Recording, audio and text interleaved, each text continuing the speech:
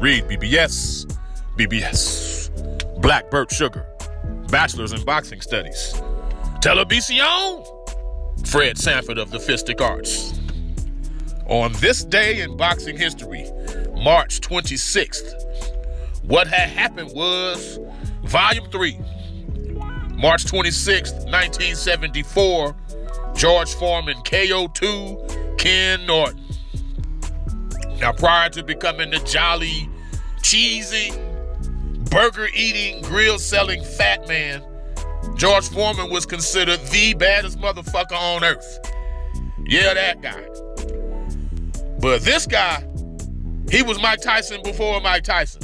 He was Sonny Liston after Sonny Liston. Now, intimidation attempts and perceptions, they're as old as boxing itself. But the list of those who visibly shook opponents pre-fight is pretty damn short. You got Jack Dempsey, Sonny Liston, George Foreman, Mike Tyson, among others. At a time when heavyweights typically hovered around 6 feet, 210-ish or even lower, Foreman was a 6'3", 220-ish pound fucking brute. Like, he would shove your ass, he would spin you, slap your punches away, and everything, and I mean everything he threw was hard, including his left jab. Like, you could feel a gust of wind from Foreman's missed hooks and uppercuts and shit, and God forbid if they landed. So, to say the least, George Foreman was very heavy-handed and strong as fuck. He took the heavyweight title from Joe Frazier 2 fights before he faced Norton. Took him 2 rounds, 6 knockdowns. First knockdown prompted Howard Cosell's famous call, "Down goes Frazier, down goes Frazier, down goes Frazier." Now, coming into the Norton fight, Foreman was 39-0, 36 KOs, 22 straight knockouts, and 24 of the 36 knockouts were in the first or second round. His celebrity status had blown up. He appeared on an episode of Sanford and Son. Yes, Red Fox. Yes, Fred Sanford. He was also in Let's Do It Again, starring Sidney Poitier and Bill Cosby. So Foreman was that dude.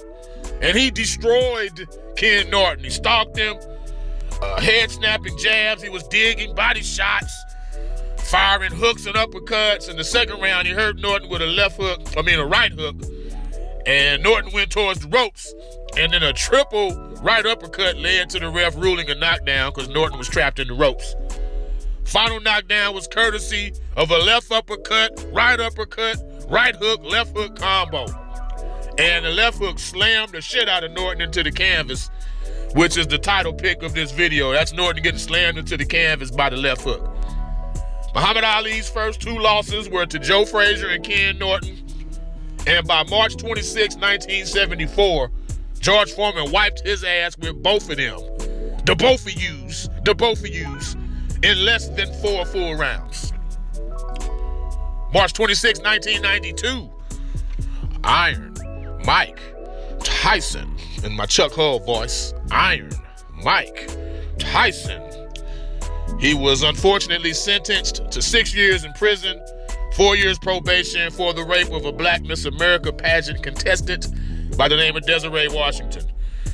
Now, Mike met Ms. Washington July 19, 1991 at a pageant rehearsal in Indianapolis. Later that night, they were seen kissing in the backseat of Tyson's limo and went up to his hotel room around 2, 3 a.m. You do the fucking math. Granted, I wasn't in the room. Only Tyson and Washington for sure know if it was consensual or not. But by all reports, Mike was blunt and crass about his intent from jump. Like, he wasn't sending mixed messages or anything of the sort. And if you know Mike Tyson, he's never been particularly sneaky or misleading. Now, yeah, you got your people. Just as people gonna argue, hey, going to a man's hotel room in the wee hours of the morning, that doesn't equal consent. I will argue being touchy-feely and brutally honest about your desires doesn't equate to rape either necessarily.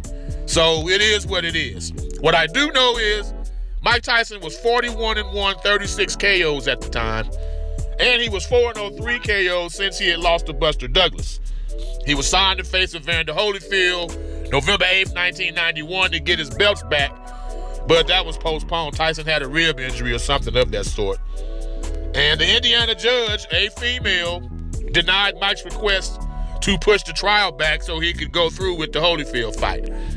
And I firmly believe that version of Mike Tyson beats that version of Evander Holyfield. Now, the subsequent jail sentence, it resulted in more than 4 full years of inactivity for Tyson, in which time Holyfield got 4 years better and 4 years more settled in as a heavyweight. That's my story, and I'm sticking to it. Read BBS, BBS, Blackbird Sugar, Bachelor's in Boxing Studies. Televisión, Fred Sanford of the Fistic Arts. When all is said and done, there's nothing left to say or do.